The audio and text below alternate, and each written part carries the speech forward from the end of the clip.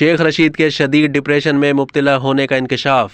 इदारों को अजीम समझता हूँ, बड़ा फैसला लेने का ऐलान। अवामी मुस्लिम लीग के सरबराह शेख रशीद अहमद ने कहा है कि मेरे हलकों के बहुत बुरे हालात हैं, 2-3 दिन से सोच रहा हूँ कि कोई बड़ा फैसला कर लूँ।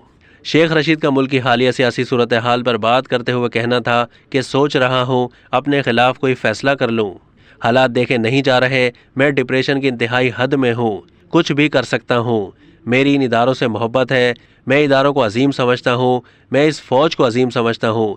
मैं इदारों को बताने की पोजीशन में नहीं हूँ कि जो कुछ भी हो रहा है इस दौरान इदारों का एहतराम और तकद्दुस मजरू ना हो जाए। उन्होंने मजीद कहा कि मैं अपना बयान खुद दे रहा हूँ, मैं एक सीट की सियासत करने वाला सियासतदान हूँ। पिछले 55 सालों से 16 दफ़ा मैं वज़ीर रहा हूँ।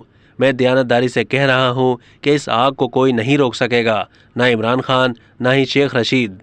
उनका कहना था कि दुआ करें कि कॉल से पहले ही ये मामला तय पा जाएं, वरना कॉल कोई नहीं संभाल सकेगा। शेख रशीद ने मजीद कहा कि मैं सब इदारों से बराह रास्त अपील करता हूँ कि सबको एक जगह बिठाएं और इलेक्शन की तारीख का ऐलान करवाएं। अगर ये PDM तारीख नहीं दे तो इन्हें उठाकर बाहर फेंक दें। अब तक के लिए इतना ही। मजीद मालूमात के लिए डेली जंग के YouTube चैनल को सब्सक्राइब कीजिए।